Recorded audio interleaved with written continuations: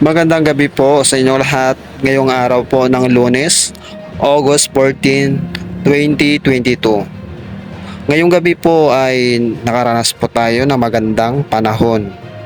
May mga pagulan pa rin tayo na mararanasan sa umaga at sa tanghali at makaranas pa rin tayo ng mainit at maaraw na temperatura. Ngayong weekend po guys ay wala po tayong namataan na low pressure area or nabubuong LP sa labas ng ating bansa.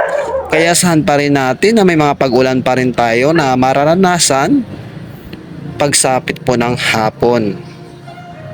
Kaya tumutok lang dito sa aking YouTube channel AXDN TV at huwag na rin pong kalimutan mag-subscribe para sa updates.